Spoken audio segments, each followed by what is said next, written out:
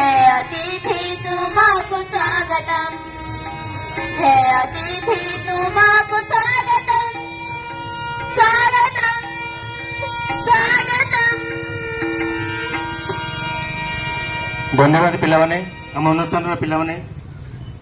से स्वर्गत राजा अनंत नारायण सिंह द्वारा प्रतिष्ठित वाल्मीकिश्वर अनाथ आश्रम से अनुष्ठान पिलाने आपण मान मनोरंजन पाई ये भजन आउ स्वागत संगीत आउ दीप प्रज्वलन संगीत द्वारा गान करागला आपण मैंने शुणिले। बर्तमान आमर सभा कार्यक्रम अनुष्ठित हम आम ये सभार जो मैंने उपस्थित अच्छे आम मुख्य अतिथि श्रीजुक्त अवसर प्राप्त प्रशासनिक अधिकारी आमर अनिल पट्टनायक ये गाँव मुख्य वक्ता भाव आम तुनंदर को पाइसे एवं आमर ये जो मैंने उपस्थित रही आमर ये अनुष्ठान को सहयोग कर सांबादिक भाई विष्णु केशरी आचार्य आमर वरिष्ठ सांबादिक सुधानंद जेना आमर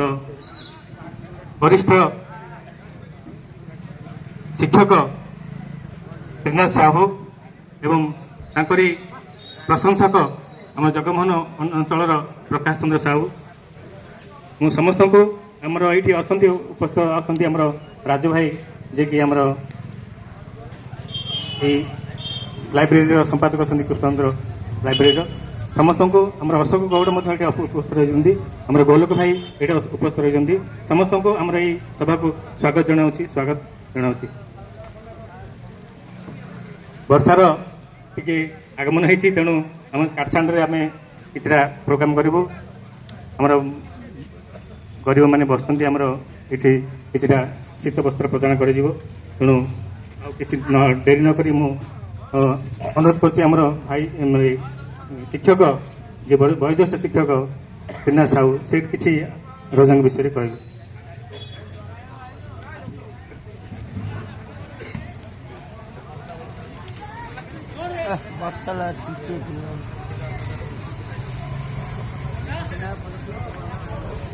श्रीमान सभापति महोदय,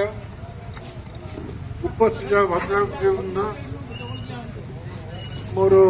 श्रद्धेय भाई भौणी एवं पुओ झील समान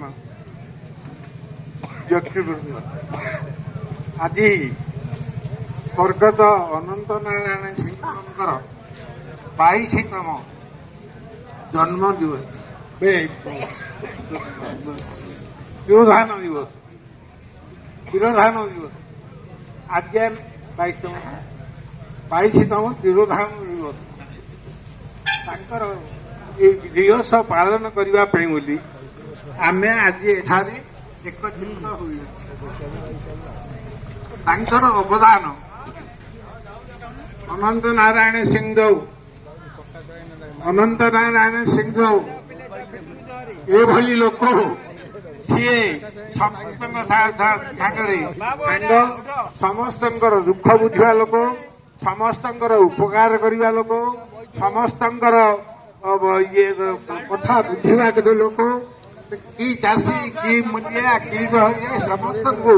से बड़ भल पाती एवं समस्त कार्य करती। प्रथमे आमर सोरडा निर्वाचन मंडली ना थिला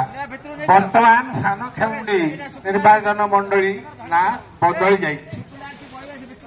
सोरडा निर्वाचन मंडली थिला समय रे अनंत नारायण सिंह बीजेपी तरफ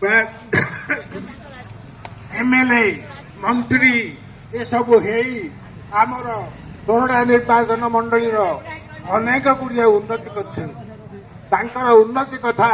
आमर सोरडावासी आउ सोरडा ब्लॉक आ धराकोट ब्लॉक समस्त लोक उपकार सुझी पारे ना।